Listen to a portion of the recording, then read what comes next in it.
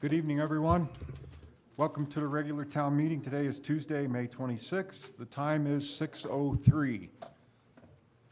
Thank you.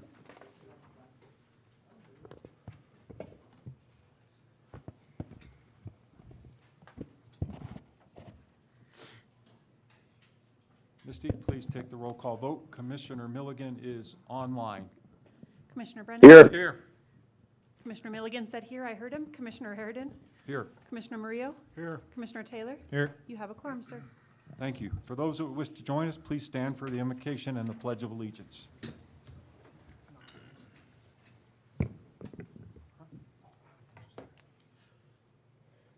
Almighty God, thank you for this wonderful day.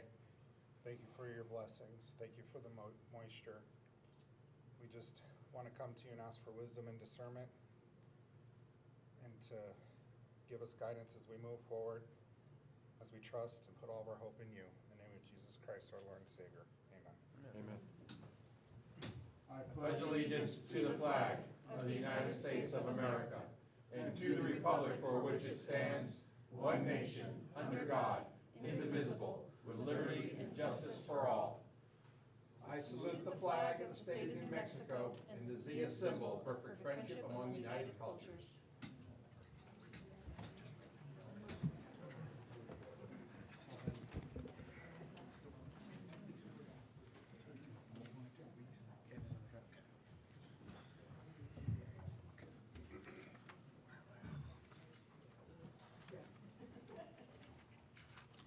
Okay, moving on to item B, approval of the agenda. Mr. Chair, Commissioner Brennan. I move that we approve the agenda with the removal of item I-1, the closed session. Okay.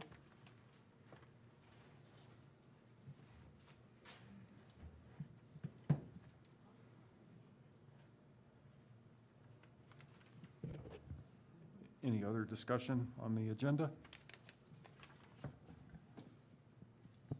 Can I add to it or amend it? You can add to it. Add to postponing item golf number 1, public hearing for ordinance 2026-00 Bravo.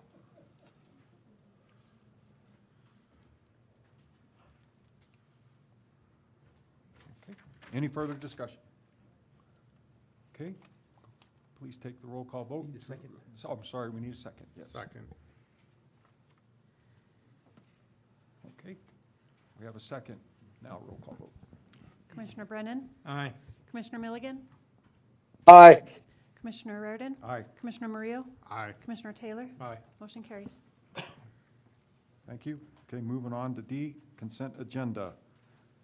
Need approval, of motion to approve the consent agenda. Commission Chair, you missed public comment. Oh, sorry. Public comment. All right. We do not want to skip public comment. No.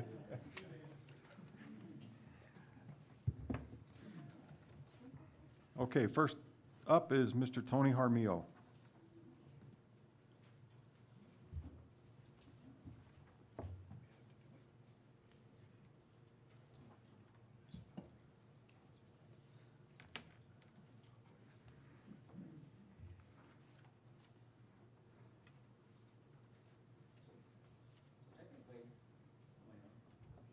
Oh, so technically, I'm just here for the launcher's tax. You guys are gonna do something with that. Then I was gonna show you and give you a flyer for the Father's Day Car Show and answer any questions if you guys had any.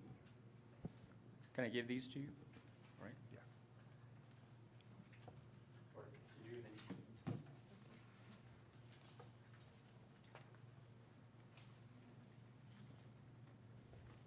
Thank you. Thank you.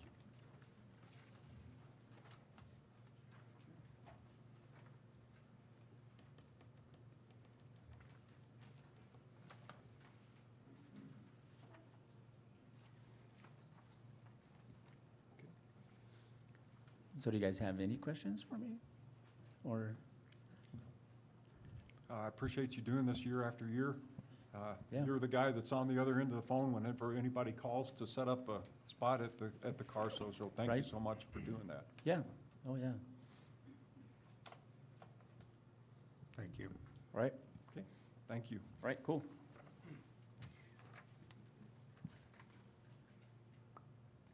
Next person is Mr. John Abrams. I think that's what I see here. That's you.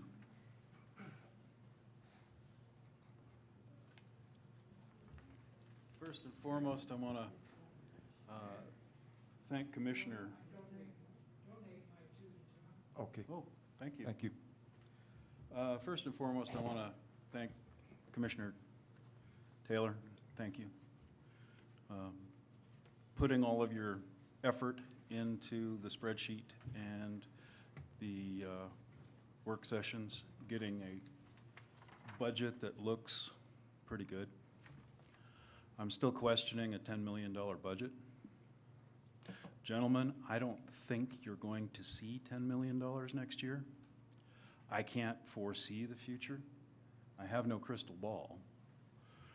But God forbid something financial happens and dissuades our friends and neighbors from purchasing goods and services in the town of Edgewood, because you guys are on a razor thin edge. And I don't see $10 million next year, personally. I don't see $10 million in a budget, period. Unless, of course, you're throwing a bunch of stuff in there that shouldn't be in your general budget. There's a difference between a capital budget and an operating budget. And if the capital budget and the operating budget get kind of mixed, okay, maybe. But I would be very, very cautious either way. Also, this evening's postponement of the ordinance for, how is it, fire restrictions and wildfire risk. Good to review that yet again. I know it's been reviewed several times now, but I had some very grave reservations about its wording. I would certainly love to see that ordinance in the packet so that it could be reviewed ahead of time. Again, another ordinance that we are anxiously anticipating the arrival of would be the one for funding the JPA. I don't know when that's going to come in front of us, meaning us. I hope it's within the next few hours or days. You guys are pushing it kind of far out there at this point. It's not a good thing to do. If Santa Fe County doesn't get a July payment for June, or is it a July payment for July? I don't know which.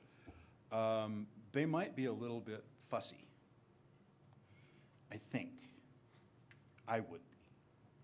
So post haste on getting that one out here. Don't have a whole lot more to say this evening. Good job, Devin. Appreciate it. Thank you. Thank you, sir. Thank you. Ms. Cheryl Hupperts?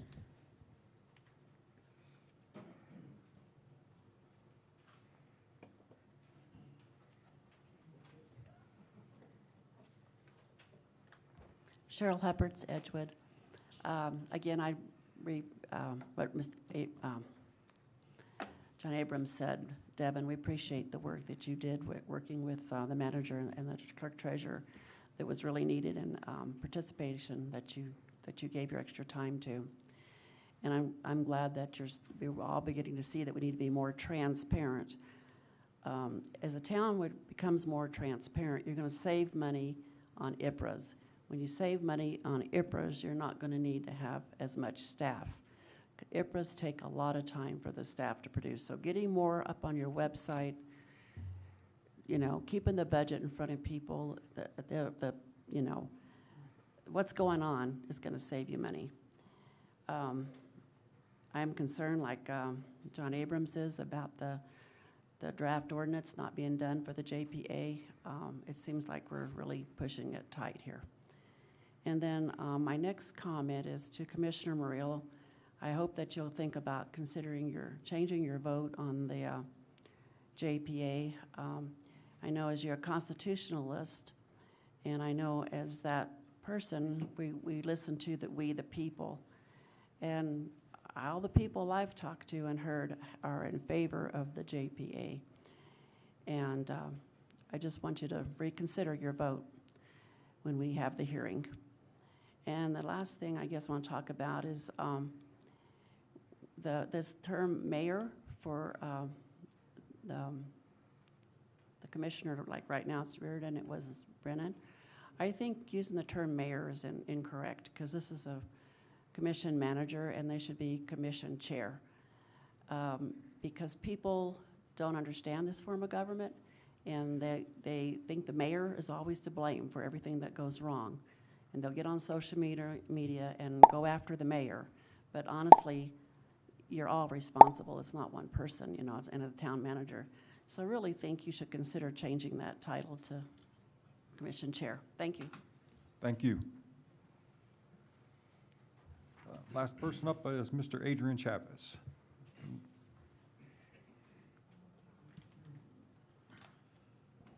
Good evening, Commissioners. Just want to speak and talk about the JPA issue. This issue has moved far beyond politics, personalities, or social media disagreements. Residents are now seriously asking questions whether this town government is financially stable enough or operationally stable enough and capable of handling something as critical as the fire and EMS services properly. Today, multiple residents, including myself, were scrambling trying to locate the actual ordinance language tied to the fire EMS funding mechanism and JPA process before tonight's meeting. I personally went to the town website after residents contacted me asking where the ordinance was. At first, the agenda itself was difficult to even locate through the town calendar system. And once I found the calendar, it reverted back. I had to go back a month, and then somehow miraculously it popped back when I went back to the correct month, which was May. I don't know if that's a cache issue or how that stuff works, but that was my experience. And that's frankly unacceptable. I mean, the town is, you can tell everybody's asking for transparency. People are hearing about budget concerns, reserve concerns, capital outlay concerns, financial instability, operational confusion, procurement concerns, employee turnover, hostile workplace allegations, fire and EMS uncertainty, just to name a few. And repeated procedural failures all at the same time. At some points, residents stop viewing these as isolated incidents and start recognizing the broader pattern of dysfunction. Many residents are now beginning to understand there is a major difference between operating revenue and capital funding, as Mr. Abrams brought up. Gross receipts tax is supposed to help sustain normal day-to-day operations. Capital outlay funding from the state and federal government is supposed to help build that infrastructure, strengthen emergency services, improve public assets, and move communities forward. But if a town cannot sustain normal operations without consistently scrambling financially, delaying projects, struggling with reserves, or creating instability surrounding major public safety systems, eventually people begin questioning the long-term sustainability of that entire system itself. That is why the JPA issue matters so much. That's what brought everything to the forefront of what every resident has been coming up the last 3 or 4 meetings, if not 2 months. This is not just about one ordinance anymore. This is about fire services, the stability of it, and the future direction of this community. I also want to take time to acknowledge what others have said tonight with every position, every person coming up here and talking about Commissioner Taylor. We want to thank you so much for raising awareness on this issue. But I also find something very ironic. Why is there no accountability for those individuals who put us in this position? We keep moving forward without accountability and transparency, and that is what really bothers me. It chaps my butt, to be honest with you. those of you who are now suddenly like crickets and being quiet on the issue need to be held accountable. I'll say it out loud for the rest of the town. Resign. Let people that actually want to do that job and go in and get things done step up to the plate and get it done. You've had your opportunities. All you've done is create division and conflict.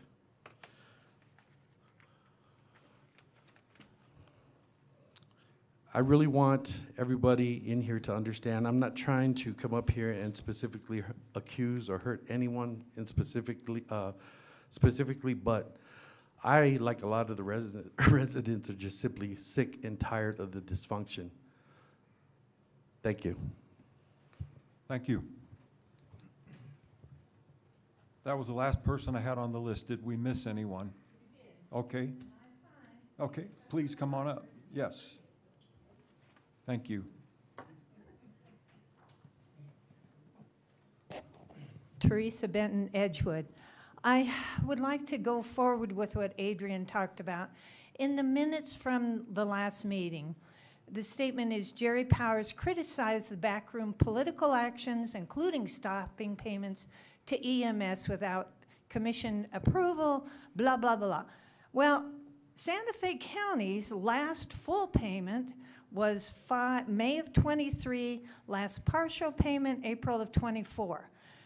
Ex-Commissioner Powers was not only on the commission for a year before that, before he resigned, he had 15 months to look at this. And for him to criticize you is egregious, and yet it happened, and there's plenty of blame to go around. Again, I'm not gonna, Commissioner Taylor should not be part of this. The other issue is income, and I did pass out to the commission a very easy way of getting money, and it was the state's grant payments for our neighbors in Sandoval County. Corrales, $500,000, Rio Rancho, $500,000, Town of Bernalillo, $500,000. Guess what Santa Fe County got for administration? $25,000. Who else got that? Cuba, because they have been under investigation for mismanagement of money. I want you to reconsider your choice on the abortion issue. It just cost us $1.5 million. Thank you, ma'am.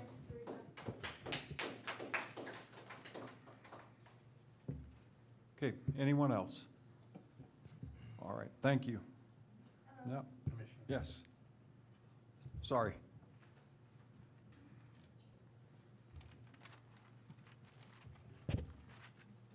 Good evening, Jerry Powers, Edgewood. I've got 2 minutes donated to me from Miss O'Brien. I wanted to speak to a couple of things, but when I walked in the room, I heard my name being called out, and I just want to point out that decorum is supposed to prevent personal attacks, supposed to prevent name calling. So I don't know who that was, Teresa Benton. So I'd like to have my time, please, if you don't mind.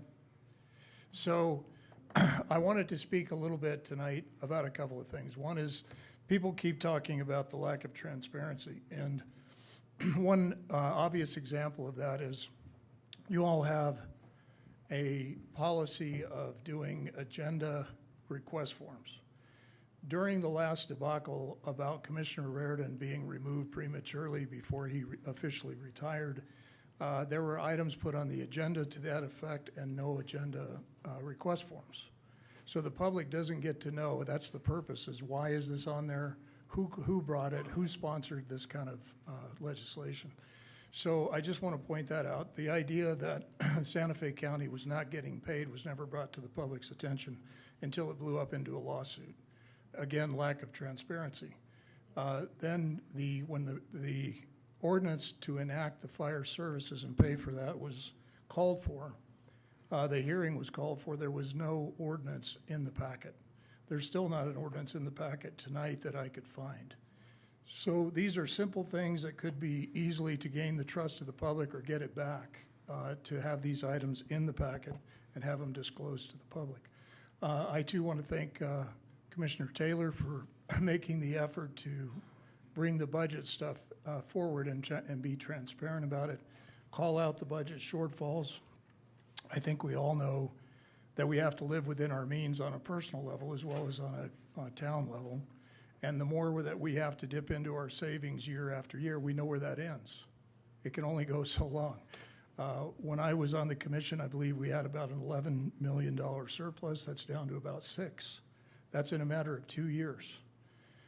So there are some major reconciliation coming, either forcibly or if you all take the initiative and try to get the budget back under control, which also brings up the idea of funding EMS, or the other idea that's been brought forward is for the town of Edgewood to build their own fire station, to stand up their own fire station. So if the JPA ordinance doesn't get passed, there's no funding then for the JPA, in which case immediately go into default, and under the terms of the JPA, there'll be $2.27 million immediately due from the town of Edgewood to Santa Fe County on a confessed judgment, which means the county does not have to sue the town to collect that money. So with the budget shortfalls every year, the declining surplus, $2.27 million owed if this ordinance doesn't get passed, it's all the more important to pass the ordinance to fund the JPA, which I know is under consideration tonight. And I know that a hearing has been called, but no publication in the newspapers has happened, and we have a matter of weeks now before the deadline and the whole thing blows up. So I would highly encourage all of you to pass that JPA, get the hearing going, get it published out in the newspapers, and get on track with this thing, as well as to make a real sincere effort to be more transparent with the public. Thank you. Thank you.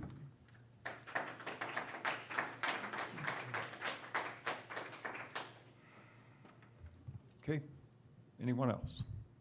Come on up. Former Commissioner Philandro 9, and I apologize because I did not sign. I was too busy talking to people. I apologize. But I have to say one thing to Teresa.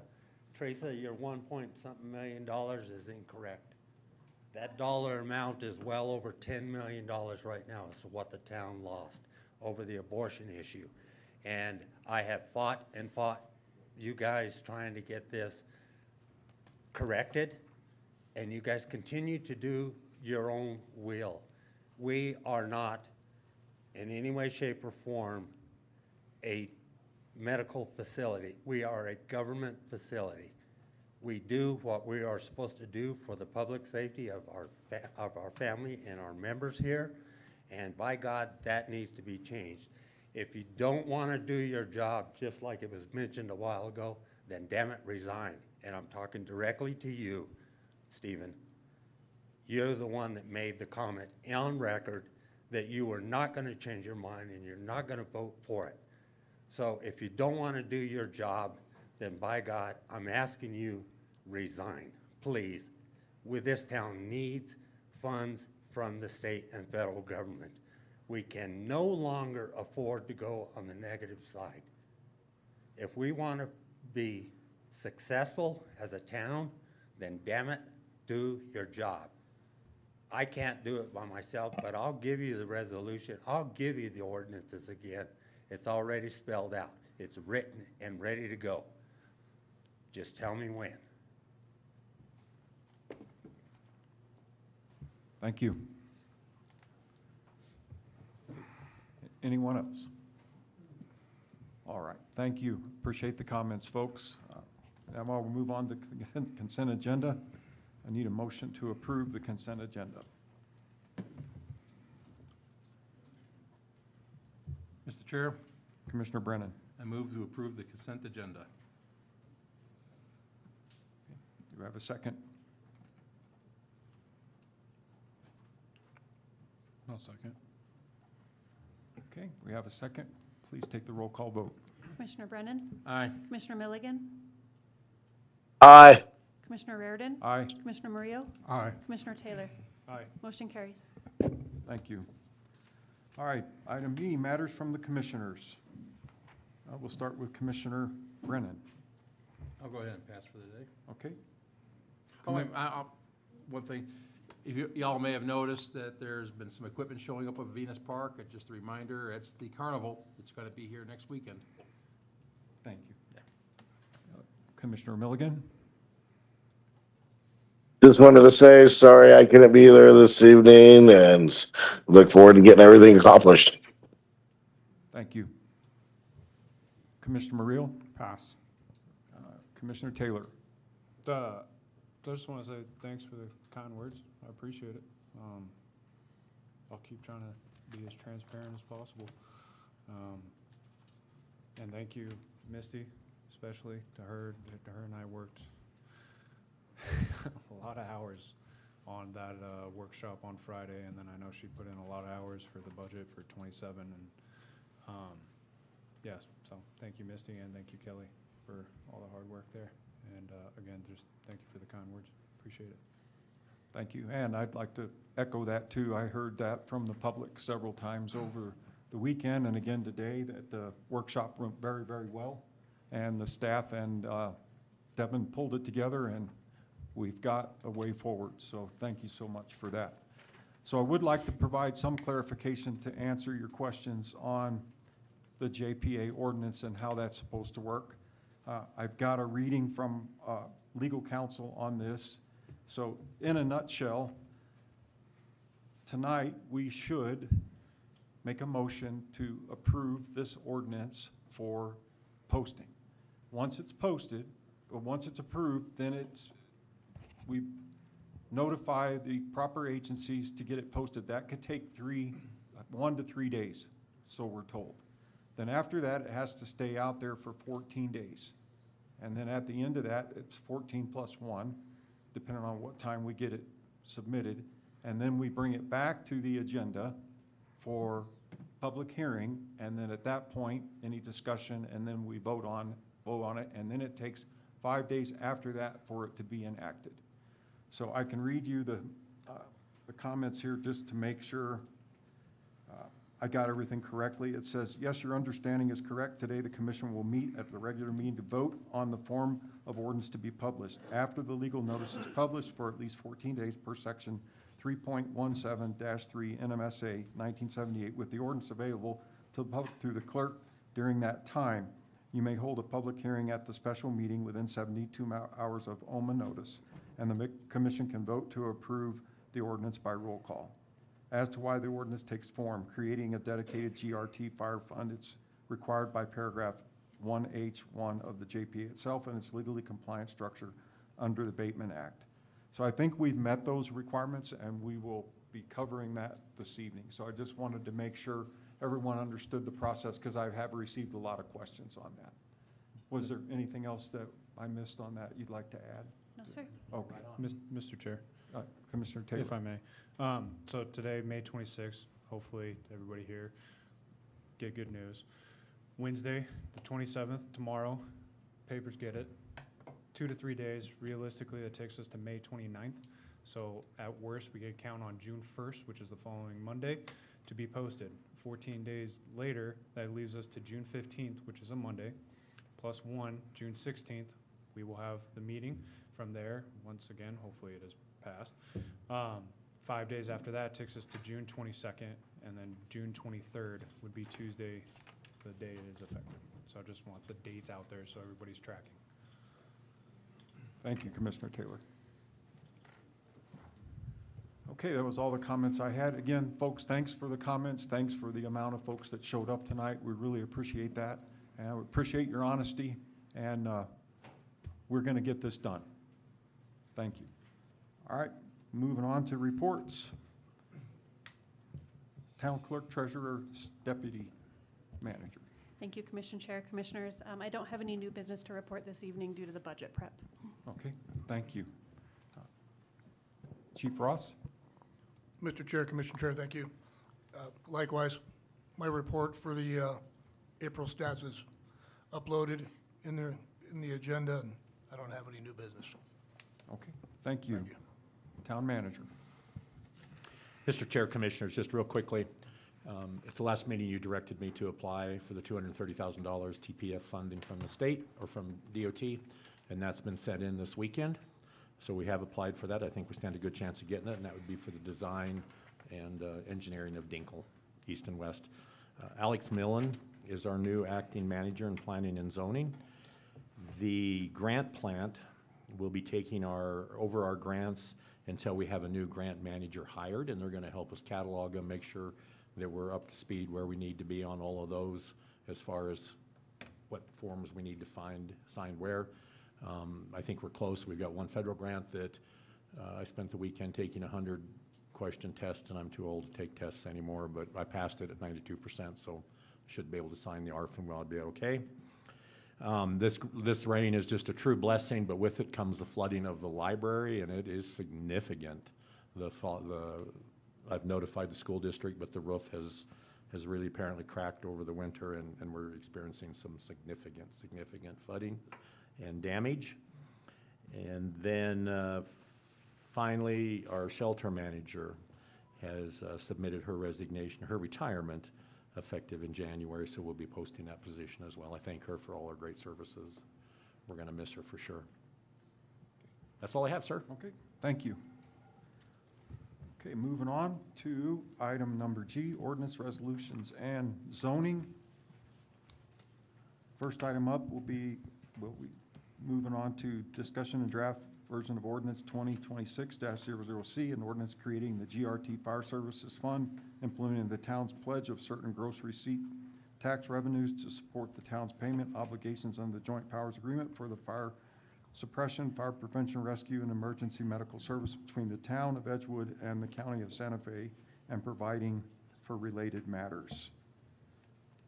So what we'll need is a motion to approve this for posting.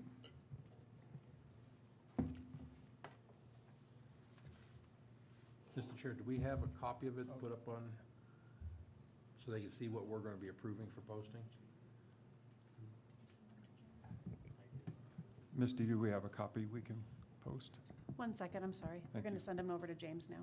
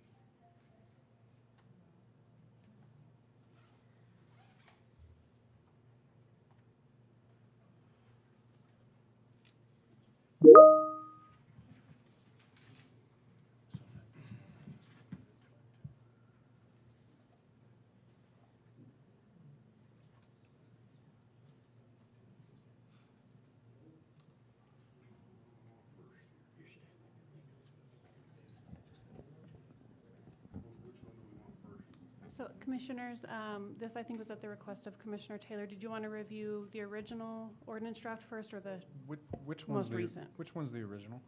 The long one?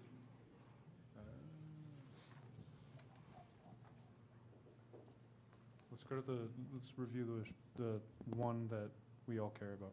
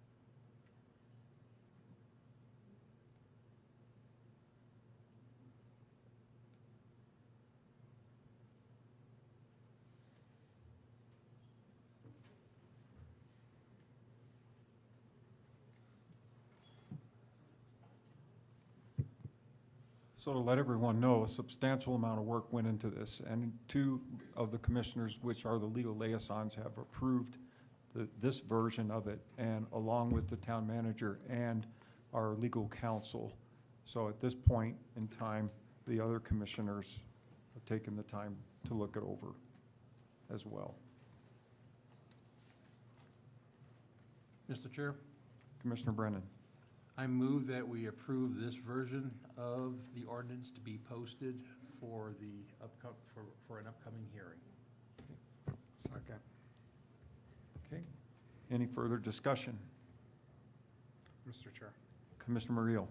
as one of the legal liaisons, I think the back and forth on this, so I appreciate you and town manager and the attorney taking the time to answer all my questions to make sure that I understood what was being asked and for actually making it a lot more straightforward, because I think the original draft I saw was very convoluted and very confusing, so I think this is a much cleaner draft at the end of the day. Thank you, and I appreciate the work that you put into this as well. It was substantially longer than what it is now, and we went through this, and like it said, the Bateman Act and the JPA, we referred to it systematically across to make sure we met the intent of the JPA, and we captured everything that was required to execute the funding document. Okay. Any other discussion? Okay, please take the roll call vote. Commissioner Brennan? Aye. Commissioner Milligan? Aye. Commissioner Raridan? Aye. Commissioner Murillo? Aye. Commissioner Taylor? Aye. Motion carries. Thank you. All right, folks, that takes us up to new business. Item H, presentation of the Edgewood Wage Research Report performed by UNM Bureau of Businesses and Economic Research. We have about a 15-minute presentation here.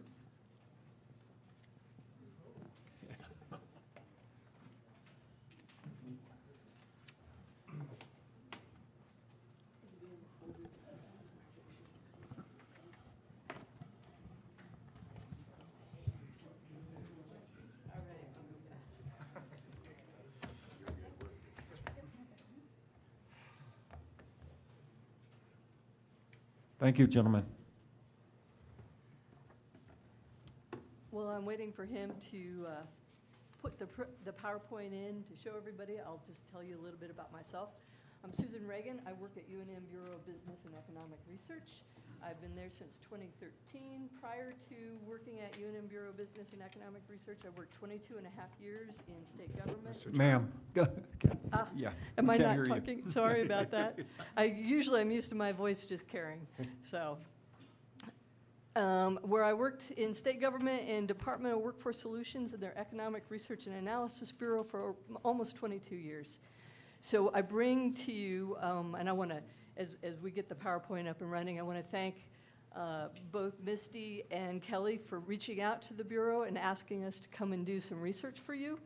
One of the things that was exciting to me is I got to go back and revisit data from occupations and industry that I used to work in.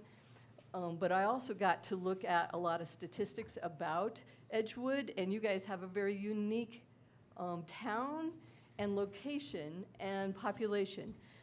So specifically, they reached out to ask me to look at occupation data and wages by different occupations, and to look at the wage structure that the town of Edgewood pays its employees.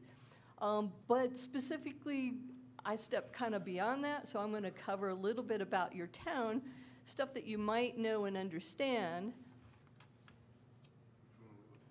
You want the one that says Edgewood? Yeah, that one. Because when you're looking at wages, it's a very complex, being compensated for the work you do is very complex, and it has to do a lot, not just with the occupation and your training and how much education you have, but also location. So if you could just start that, we can step through the, I'm way ahead of him.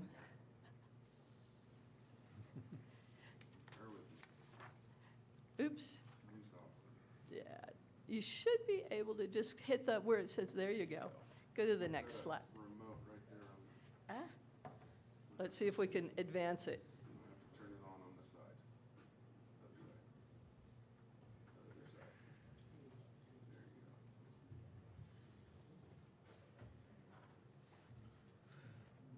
Here, I'm going to hand it to him for a second. We're almost there.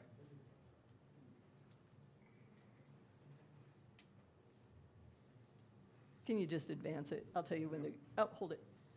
All right, so when we're thinking about wages and where you're located, some of the things that play into this are your local conditions. And so I'm going to step through just some information about your local area. I'm going to talk about commuting for your community because it's very complex, and then we'll cover occupational wages. So this is your population structure. And if you hadn't seen this, I'm going to tell you that there are more women on this population pyramid than there are men. In Edgewood, you have about 115 men per 100 women. Statewide, it runs 101 men per 100 women. So you are slightly heavy in men to women, and most of that is under 20. So if you look at that population pyramid, you'll see that you have a lot of baby boys under the age of 5 and not as many girls. And that works up the population pyramid there. The only 2 age groups that actually had more women than men are the ages 50 to 54 and 60 to 64. There's this really unique structure in your population pyramid that right about 15 years of age, your population disappears. And those ages for college, 20 to 24 years, I'm pretty sure all your college-age kids leave this area and go to college outside of Edgewood. You probably don't have a local community college to keep some of those kids here to do a couple years while they're still here, so they're leaving. And that's significant in one way because who are the new entrances into the workforce? Well, our youth. So you don't have a lot of youth who come into those low-wage beginning jobs in your area. The other thing that's really significant on your population pyramid, if you look up there, is that huge group of people, 60, 64-year-olds. Well, those people are your early retirees, right? Or your new or soon-to-be retirees. And they have probably moved in here because they want to retire in a rural community that's still close to metropolitan statistical areas. So in 10 years, I want you to think about those people who are 60 to 64, what services they might need. Go to the next slide. Oh, let me see if I get it. You got it? We can look at occupied housing. You're unique here in the fact that when the top 2 bars are the town of Edgewood, the bottom 2 bars are New Mexico, the teal bars are renter occupied, and the red units are owner occupied housing. 91% of your people here are owner-occupied housing. Only 8.3% are renters. You have very few renters in this area. Go ahead and go to the next slide. So this is two slides. We can look at your housing units, and we're looking at your housing structure because there's some interesting reasons why people live here. And you can see on the pie chart, or on the bar chart on the left that's up and down, New Mexico is in the red, so there are the bars on the top, and the town of Edgewood is the teal, the bars on the bottom. 1 unit detached, single-family housing units, 75% of your units are that. Statewide, it's 64%. When you can look across statewide, all those red things, 1 attached units, 2 units, 3 or 4 units, you guys don't have townhouses, you don't have much rentals, and then you can see what you do have is mobile homes. So you have 23% of your housing units are mobile homes and only 15% statewide. On the right, we can actually look at the population that lives in those units, and not surprising, most of your population resides in your 1 attached or your single-family homes out there. Very few renters, only 317 renters to the 4,000 units. And then you can see mobile homes. You have about 1,300 people living in mobile homes, and only 109 of those are rentals. Go to the next slide. We can then look at your compositions of households, and this is significant here. 75% of your family households, or your households, are family households, and most of those are married couple households. Very few single family or other type of families where you have male household, no spouse, female household, no spouse present. And then, so 75% of your households are family households. Statewide, that's only 61%, so you have a larger percentage of family households. When we look at non-family households, what's significant there are householders living alone. You only have 25% of that compared to what we see statewide running about 39%. But it is important to note that you have 469 people here who live alone. Next slide, please. So why do people move here and live here? Well, I'm going to tell you, I think it's the value of the housing, all right? I have, not on this slide, but certainly something I read about is the average lot size in Edgewood is about 1 acre.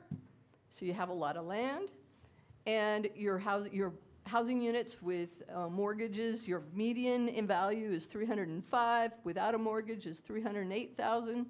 When you step out and you look at Albuquerque, median household is 333,000. Santa Fe is 481,000. And so I think a lot of people like to move here because of the value of the house. I think there's an incentive financially. Next slide, please. So then we can look at household income, and I was surprised. So I work with a lot of data for a lot of areas in New Mexico, and New Mexico's statewide median household income is $64,059 for 2024. When you look at town of Edgewood, you are well above that at $84,761. You can look on the right side, you can see the number of households that fall in the different income brackets. It's not that you don't have poor people, you do, but compared to many towns across this state, you guys are definitely weighted in the upper end brackets. Next slide, please. So I wanted to say, where's all these earnings? What's your money? So when we look at households with earning, you can see that about 80% of that is, wage and salary is 78%, 13% for self-employed.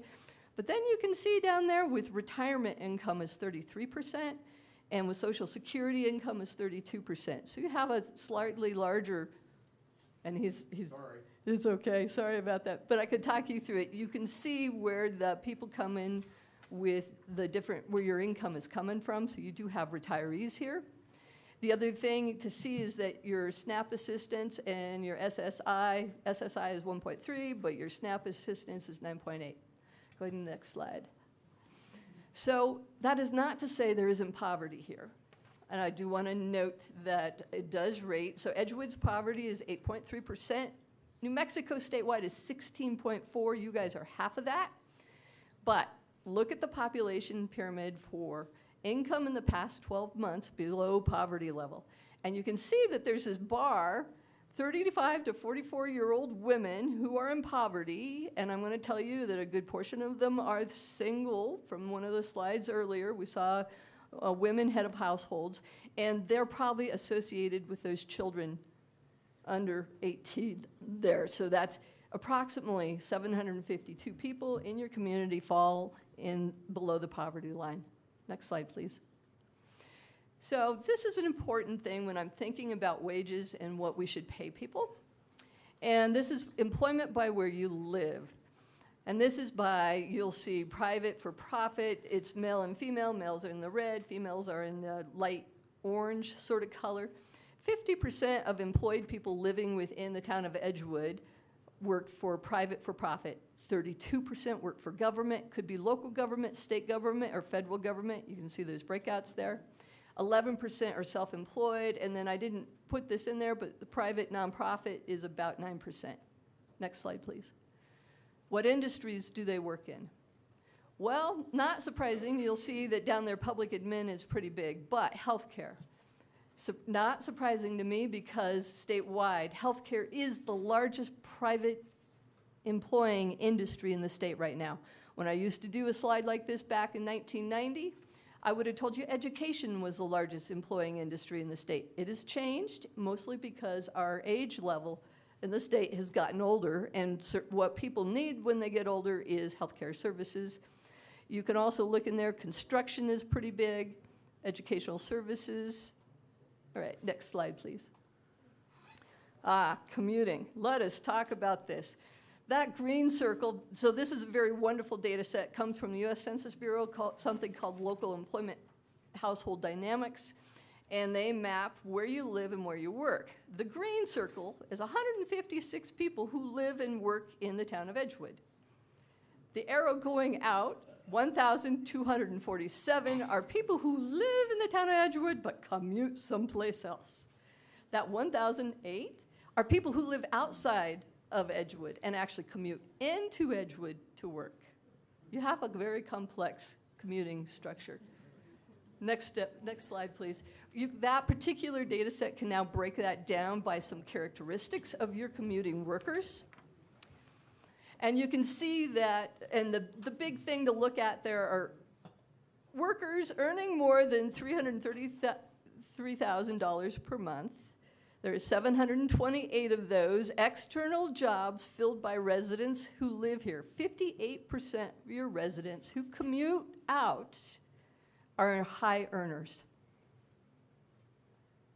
You can look at the other breakouts for your internal jobs, and you can look at the internal jobs filled by outside workers and see how they fit. So you get some characteristics out of this data set for your commuters. Next slide, please. All right, so workers who live in Edgewood, where do they work? You'll notice way up there in Santa Fe County, there's some little bubbles. So the bigger the bubble and the darker the bubble, the more jobs. You can see, sort of southeast of Edgewood, you can see some bubbles down there in Moriarty and kind of around in the spaces. And if you look over there in Rio Rancho, you can see some bubbles and stuff. And you look downtown Albuquerque, there's lots of bubbles. And then there's this really big purple bubble, seeming to be hovering over Kirtland Air Force Base in Sandia. Next slide, please. So this is just the data from that slide. This tells you how many miles people could actually commute. And I just, by job counts within Edgewood, you have 242 people who commute less than 10 miles. You have 600, almost 43% there who commute 10 to 24. You have 399 people who commute 25 to 50 miles, and 162 people who commute greater than 50 miles. Next slide. All right, now we're going to get down to the meat here, and we're going to talk occupations and wages. I showed you industry and where people were employed by industry. And whereas occupations are related to industries, they are not the same. So for instance, a registered nurse who works at a school would be counted in education for industry employment, not in healthcare, in education. When we look at it by occupation, though, a registered nurse is going to fall in that health diagnosing and treating practitioners and other technicians. And you'll notice that if you add the different health care support occupations together, it's a pretty big chart, would be a pretty big bar all by itself. Surprising to me is you have a lot of people who work in management. All right, so on this chart, men are in the red and women are in the orange, and you can see most of the women, there are more women managers than there are men managers. There are no women in computer and mathematical occupations or in the architectural and engineering or the legal occupations. And if you go down there, I think there's construction. There's no women in construction or installation and maintenance. Women do outnumber men in the education section and in sales. Next slide, please. So this is looking at occupational wages, and this is pulling data from the U.S. Census Bureau occupation stuff. And I've included the margins of error, which is the MOE, because some of them are really bad pulling from this data. The raw number isn't so much important in here, other than to look at the magnitude, I think, of the wages. Specifically, when you're looking at computer engineering, that can be way off, but you can see that they get paid more, and I'm thinking a lot of our Kirtland Air Force people kind of fall in those computer science, engineering occupations where the wages have really large MOEs, don't look at them. But I wanted you to see that is one thing. The other one is to look down at the protective services when you're looking at firefighting and law enforcement, and you can see those wages that fall in the protective services and their amounts. Go ahead and go to the next slide. Is that too fascinating? Next slide. Yeah. This is where we were. Yeah, go to the next slide. There we go. Oh, I see. It is the next slide. How did I make, I'm sorry, I'm an economist and I like tables of data. That's my only explanation for these things. This is looking at, now this is pulling from the data that I use to actually compare Edgewood to data across New Mexico. It comes from a product put out by the Bureau of Labor Statistics in conjunction with the New Mexico Department of Workforce Solutions. It's the Occupational Employment and Wage Statistic Program. And they produce their data for New Mexico statewide and for the 4 MSAs and for the 4 workforce investment opportunity areas. But I figured, look, it won't be down to Edgewood data. But I figured looking at New Mexico statewide, which includes lots of rural counties, and then comparing to the two MSAs that Edgewood sits right in between, or it's part of Santa Fe MSA, basically. Looking at the wages from these surveys would be really good in understanding what would be good rates to offer your employees at the town of Edgewood and for recruitment purposes. Go ahead and go to the next slide. So I took town of Edgewood job titles, and I organized them by these 7 groups, just arbitrarily, okay? And I gave to Misty and Kelly a spreadsheet that walked every job title over to every other job title. I'm not going to cover those today in this presentation, but I am willing to sit down and walk anybody through the Excel spreadsheets and show them how that works. I go ahead and go to the next slide. I am going to just cover public safety, and we're going to start with police. And here are what I found for the public safety for the town of Edgewood, your min, your mid, and your max. And I compared that to New Mexico statewide entry, mean, and experienced wages. And the job titles, so on town of Edgewood, you have really nice, polite job titles, but when you look at the occupational employment and wage survey data, they have long job titles, and they have a code that you can go to, but you can compare the wages from any state using the OES wage survey data. And so it makes a good comparison, and I wanted to be able to crosswalk that so that there was an easy way for everybody to look. Just for example, you can look at police department officers. Your minimum wage was $25 an hour. Your max wage is $38. Compares very favorably to the police and sheriff and patrol officers in the OES wage, which has an entry wage of $24 and a max of $34. Go ahead and go to the next slide. I then actually looked at, because I thought it was important to, because you are a rural county, and one of the places you might look at for recruitment would be state police, right? And so what do state police pay? And so I kind of tried to look at how do you crosswalk that. So their patrol officers start at 38, and their max is 45. It's reasonable to look at yours at 25 and 38 because you're not state police officers, but it is, you know, are you going to be able to attract them or recruit them? Maybe not so much. Go to the next slide. And then I looked at the city of Albuquerque. Just for your knowledge, City of Albuquerque data is all publicly available through their transparency portal, and you can actually download it with names and job titles and actual wages paid. So it was really easy to pull that data, and you can look at how does the town of Edgewood compare to the city of Albuquerque. Go ahead and do the next slide. And I also did it for city of Santa Fe. And then go ahead to the next slide, because you guys were talking a lot about fire. And so I said, well, what does this wage data look like when I look at public safety for fire? And this can probably help you look at and think about if you need to hire firefighters and drivers for the apparatus engineers or drivers for the cars and paramedics and chiefs. And more importantly, you can actually pull down Santa Fe County data and see what they actually pay for these job titles. Next slide. That's what I had today. Anybody who wants to call or talk to me about this data, I am definitely open. I help people access and use Census Bureau data all the time in the public. It's part of my job. I'd appreciate. Thank you. Thank you. Thank you, ma'am. If you have any questions, you're welcome to come and ask. That was a lot of work, and it was really an amazing briefing. Thank you for that level of detail. Thank you very much. How long did it take you to put that together, just out of curiosity? So I think we did it over 6 weeks. 6 weeks. Wow. But that's what I love is data. So 6 weeks, it was fun. And looking at the town of Edgewood and your commuting patterns was fascinating. Very comprehensive. Thank you so much.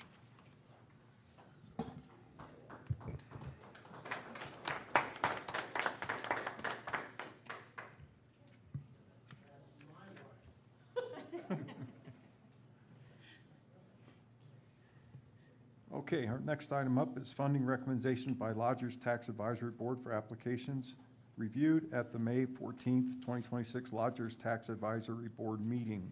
Mr. Chair, Commissioner Rio. I move to approve the lodger tax recommendation, 4,300 for TJR promotions. Okay, thank you. Do we have a second?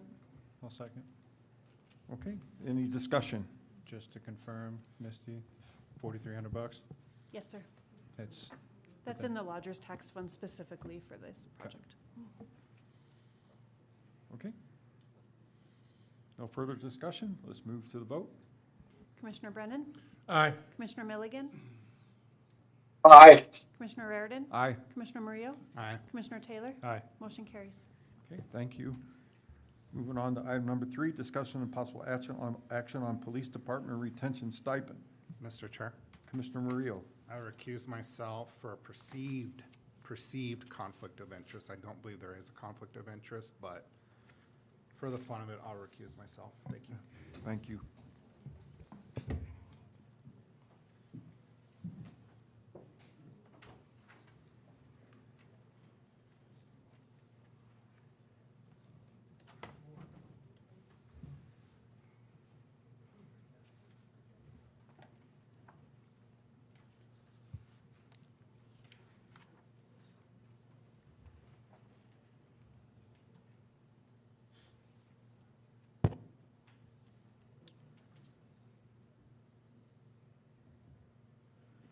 So, Mr. Chair, Commissioners, the Edgewood Police Department is requesting a retention stipend.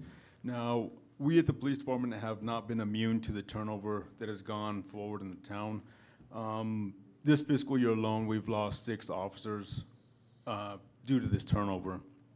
The last officer we just lost was this past Friday, and we currently have 2 more that are in backgrounds with BCSO.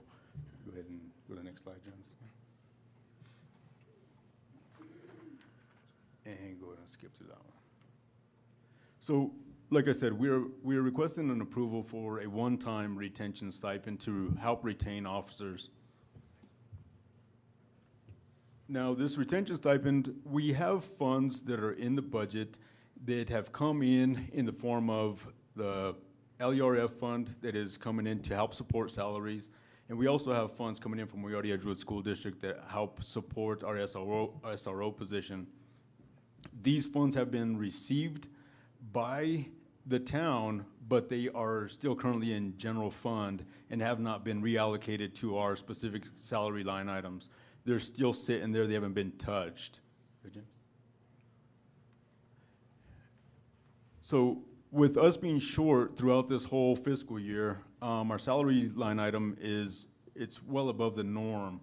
And like I said, in addition to that, we also have different grant funds and the support of the Moriarty Edgewood School District, which helps fund a partial salary for the SRO position that have yet to even be added to that surplus of funds that we've had left over from being short all year. So the LERF fund that we have that hasn't been added to our salary line item is $56,250. Not to mention, when we do our final invoice for the Moriarty Edgewood School District, we will have a total of $40,000 that is sitting there that hasn't been reallocated to our salary line item as well. Go ahead, James. So if we would take into consideration a one-time retention stipend, this would be taking into account every law enforcement officer that we have at 16 currently. If they all chose to say yes and sign into an agreement saying that we will not leave the town of Edgewood for, we're pitching for 3 months, and I'll get into why we picked that number. But that would be a total of 16 officers, and then we could divide that money coming in by that 16, which would give each officer a, obviously before tax amount of $3,500 and some change. Right, James? And like I said, we would then ask each officer to sign a 3-month contract to receive that stipend. Our goal is to get officers to the summer where we could take advantage of another grant fund that just pushed through this past legislative session. It's House Bill 255. Now, House Bill 255 is very similar to that of House Bill 68, which passed in 2022. It is an allocation of funds that's pushed out by the state to help not only for hiring bonuses, but also for retention, retention stipends.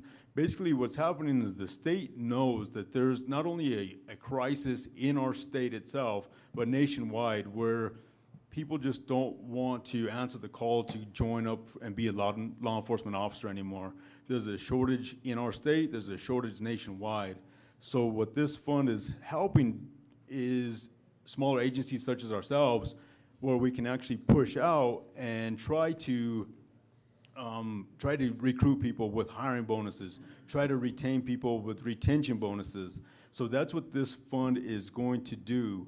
Now, our request for this stipend is basically to try to get us so where we can actually apply for and take advantage of this fund. It's basically buying us time.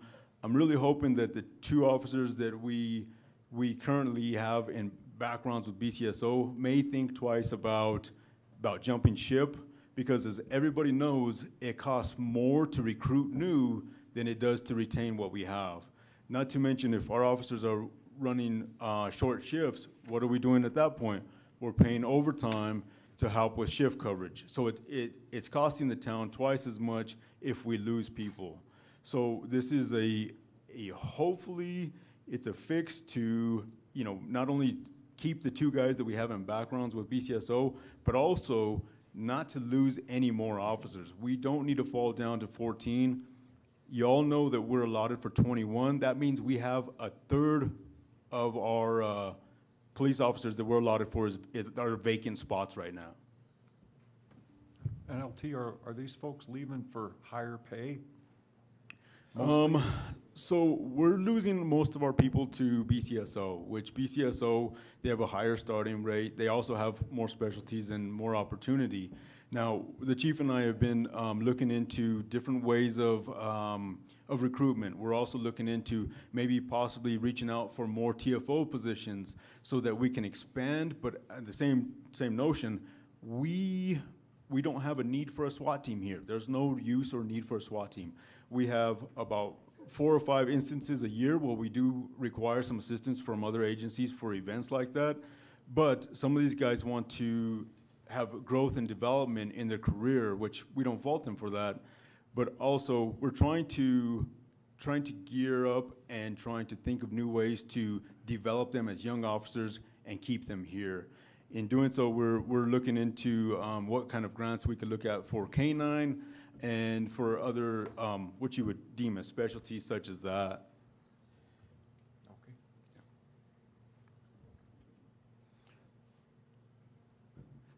Any questions as far as the fiscal impact? Like I said, what I'm asking is that we take the funds that we have coming in, we put them into salaries where they should be, and then based off those amounts, we turn around and break that number into the amount of officers willing to sign a contract with us to remain with the town of Edgewood, and then divide by that number of officers. The LERF funding, you already have that? Yes. 56K? Yes, so I made sure that we confirmed with Misty before we even brought this forward to anybody. It is there, the town has received it, but it has not to this point gone anywhere besides general fund. Any talks on making it longer than 3 months? And does that 3 months include like the background period? So if somebody came up to you and said, I'm doing I'm gonna call it a probationary period. So 3 months, at the end of the 3 months, are they then allowed to then go out and search? Or is that 3 month, or within that 3 months, could they be backgrounding somewhere? So what the long-term goal would be in this is to take advantage of House Bill 255. So at that point, when the summer rolls around, House Bill 255 should be activated and become alive, and we should be able to apply for that. Then at that point, we could take advantage of state funds to have them sign into a longer-term retention stipend. On annual, how many officers do you think you lose? The ratio of losing and then recruiting. So this year this fiscal year, all this data is based off fiscal year. This fiscal year we've brought in and been able to hold on to 1 officer.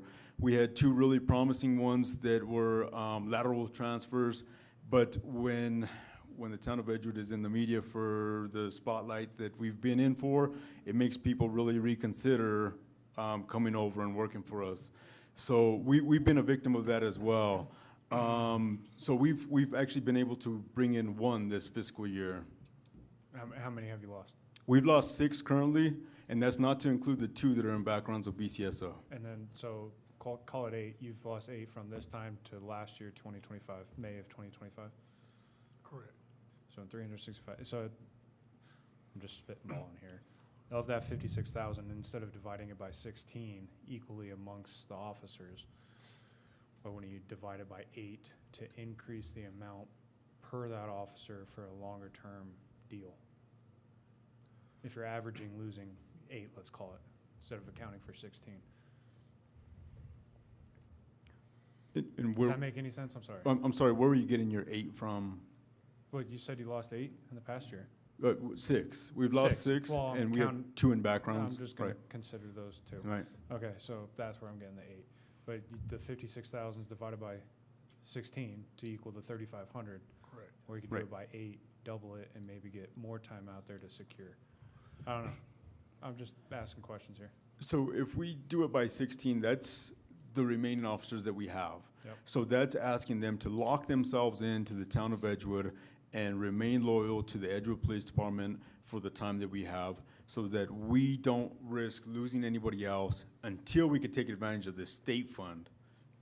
At that time, depending on how much we get granted from the state fund, we lock them into a longer term contract. If it's a higher amount, then we could lock them in for a longer term, being a year, year and a half, even up to 2 years.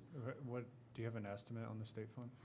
When we got House Bill 68, which the language on House Bill 255 very closely resembles the language on House Bill 68, very, very closely. Now, when we were granted House Bill 68, it was $269,000. Have you projected taking that and how you would divvy it up for recruiting versus retaining? I think that the chief and I would definitely have to map out how we would go about that. We are definitely changing the ways on how we're doing recruiting. We're looking at a lot of different avenues, because what we're doing hasn't had it's not successful right now. We're recruiting people, but at the same time, we aren't getting recruits that we're moving forward with. We're getting some recruits that have a lot of skeletons in their closet. They have a lot of baggage. They've been fired for this, for that, and it's not people that we want to bring on to our department. We'd rather, in a sense, work short than work with the wrong people. That makes sense. Of that, let's say 270,000 for House Bill 255, does it go into effect like July 1st or something? I think he was referencing House Bill 68. Was 68, but I'm just thinking for 255, if it was the same monetary amount, is that a reoccurring annual thing? So House Bill 68 was broken up over 3 years, where you had your highest payout the first year, then it went to a little bit not so much, and then finally the last of the 3 years was the smaller of the 3.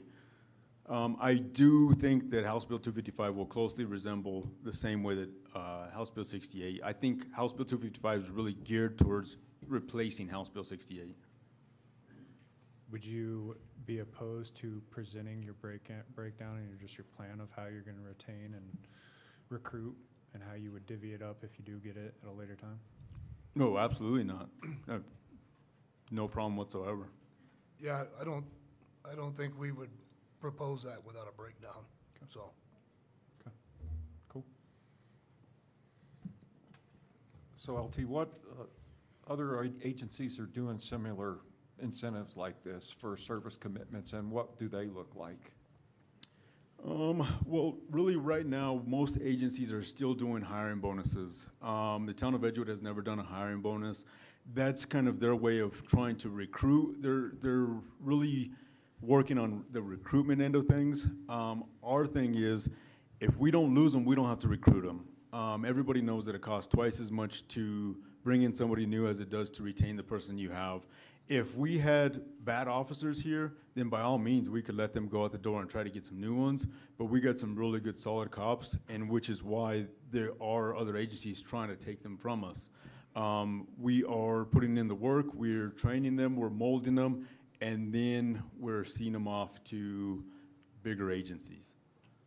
And so did I hear you right, that the cost of overtime due to the loss, we're gonna be pretty much absorbing that or paying that out anyway in the long term if we don't retain these officers? Yes, not to mention when we bring in somebody new, we have to fork out money for uniforms, for their Sam Brown, for all the equipment, for boots, and not to mention their period on FTO. So now you have officers operating in a two-man unit where our general stance is one officer, one vehicle, and they help cover shift as such.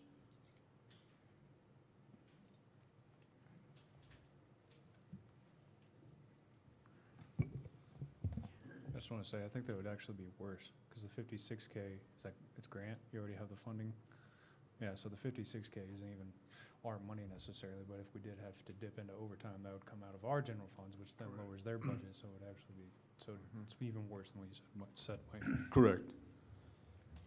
So the 56,250 has been received by the town. It needs to be dropped in, just like the money from Moriarty Edgewood School District. That's 40,000 more that needs to be reallocated to our salary line item and be essentially get where it needs to go. So what's your confidence level if we do this and we get to the House Bill 255? What's your confidence level in keeping those officers that at that point? I'm really hoping that we can hold on to, if nothing else, one of the two that we're looking at losing. I'm kind of at, if this passes, I do think it definitely will help, and maybe we can bring those two guys back in. They're still kind of, they love the place, they love the department, they love the town, the support that we get from the town.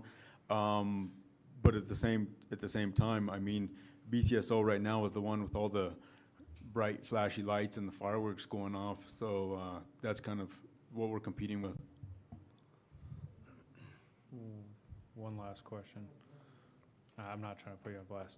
Are you two within that equation of 16 officers? We are, from top to bottom, we have 16 remaining, correct? Mr. Chair. Commissioner Brennan. Lieutenant, so if we approve this, when do they receive these funds? Essentially, what I'd be pitching is I would send out an email tomorrow morning saying who of you would agree to sign a contract and in return receive a retention stipend. At that point, we'd be able to gear how many would actually in fact sign, whether it's the full 16 that we have remaining or if maybe those two that are in backgrounds of BCSO are going to exclude themselves. So tomorrow morning, I'd put out a really good gauge to see if who's willing to take advantage and to stick around with the town. Now, at that point, we could have a good solid number of where we're looking at. And I'm sorry, I don't think I answered quite your question altogether. So you go ahead and let's say the whole team goes and signs and says, yeah, we're going to stick on, stay on for those 3 months. Are they going to get the money right away, or do they get the money at the end of the 3 months? So my goal would be to try to get the finance department to push this out as soon as possible. Reason being is if we push this out now, we could have them sign now. Whereas if BCSO comes calling, we know as law enforcement that BCSO is going to have their lateral academy in June. So we know that we're really close, and the reason that they haven't hired those two officers as of yet is because their lateral academy hasn't started yet. So if we could get them locked in now, that would then, in a sense, push them to pull in their applications with BCSO. Okay, so you didn't quite still answer the question. So they sign, they say, okay, we're going to extend. Right. Do you give it to them at the beginning of the 3 months, or are you going to give them the money at the end of the 3 months? Because if you give it at the beginning of the 3 months, what's to stop them from in the middle just say, hey, I got my money, I'm just going to leave anyways? So what we would do is have them sign a document saying that they'd be on the hook for paying that money back. They'd have a service commitment. Correct. A legal contract. Exactly right. Yes, sir. Yeah. Okay. Well, I believe it is a statewide problem. I think it's an industry-wide problem with retention and developing new officers to even want to get into this career field. And they've done a good job here in Edgewood. Thank you. Appreciate that.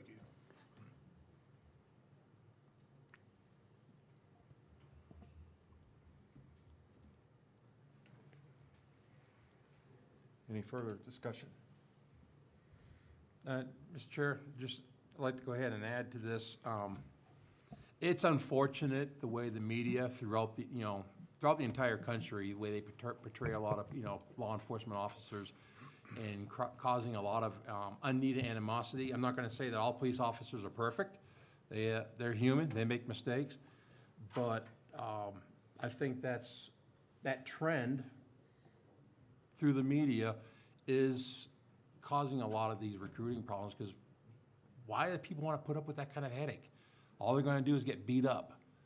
And it's unfortunate. It is happening.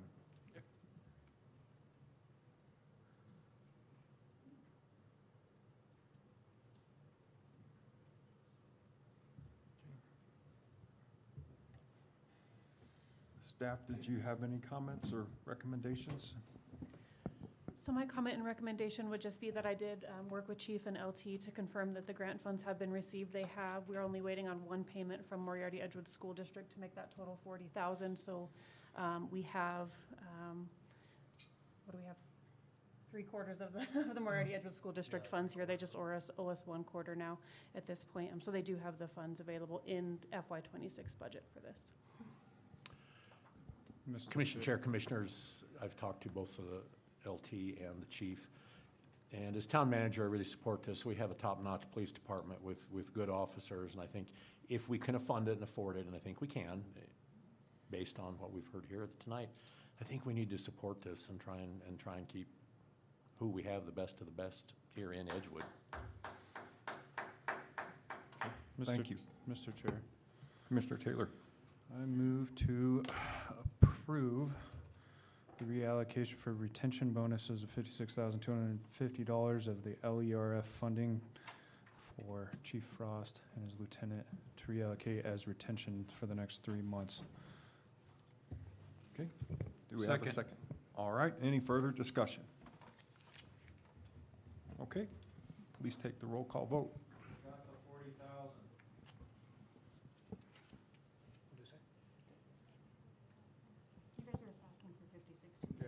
Yes, we're just asking for the 56 at this moment, yes. Commissioner Brennan? Aye. Commissioner Milligan? Aye.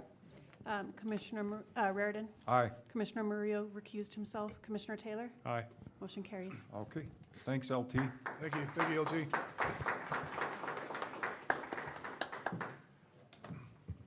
All right.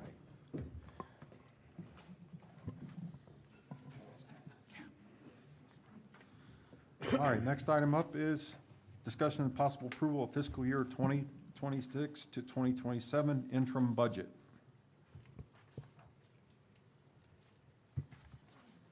Need a motion to approve it unless we want to discuss it. So it's really up to the commission. If there's further discussion after the 2 workshops that were held, we can certainly project the budget again if commission has any further questions or discussion. I do not. I've read. I would think not. Yeah. If I may say something, Commission Chair, Commissioner Taylor and I and Misty have talked a great deal about how we keep this moving forward, how this is just not a one-time correction, but this is we're going to be proposing some policies and procedures, standard operating procedures, and how we keep this moving forward and keep doing it right as we move along. Not a one-time thing just to get the budget through. We need to do it right henceforth. We are off to a really good start. So we need a motion to approve Mr. Chair, the budget. Commissioner Murillo. I move to approve fiscal year 2026, 2027 interim budget Second. with, oops, that was mad more. Go ahead and finish. I'm sorry. I thought you were done. With budget reviews scheduled for a workshop, the second regular meeting of every month. Second. Okay. Any additional comments or discussion? Okay, I hear none. Please take the roll call vote. Commissioner Brennan? Aye. Commissioner Milligan? Aye. Commissioner Raridan? Aye. Commissioner Murillo? Aye. Commissioner Taylor? Aye. Motion carries. Nice work, folks. Aye.